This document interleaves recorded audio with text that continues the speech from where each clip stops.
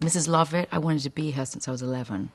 And I went around apparently in Mrs. Lovett hairdos. Mum and Dad were big fans. And they brought back the score. And I remember sitting in my drawing room, looking at the score, going through the lyrics and listening to it on the record. And I just got completely hooked on the music.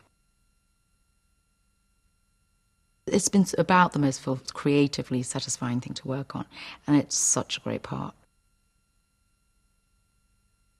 And so when Sweeney comes back, having been transported to Australia, he comes back to Mrs. Lovett and finds her, and she gives back his old room, barbershop above her pie shop.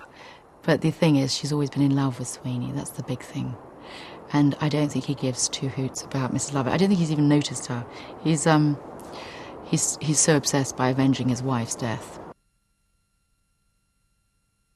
She comes up with this fantastic genius idea when he starts becoming a serial murderer of how to dispose of the meat, which is basically putting in up pies, thereby solving two problems, getting rid of the bodies and also solving her meat problem.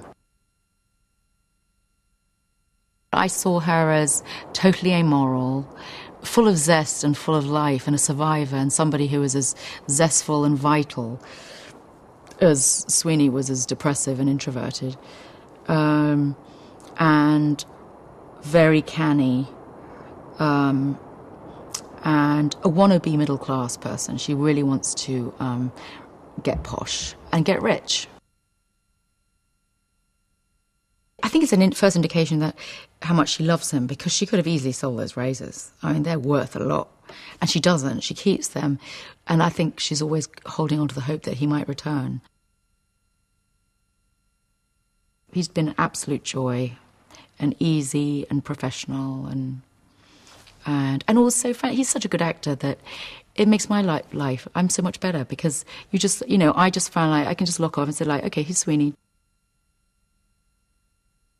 He has got an uncanny ability to make anything cool. He is a hip person, Johnny, And his choices are always really clever, And he's made, like when I heard his recordings, it's got a real modern feel, a sort of rocky kind, not rocky, box, but it's got a slight rock modern.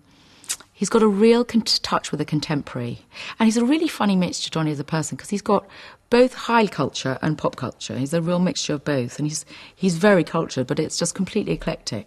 And so he just knows what to draw on.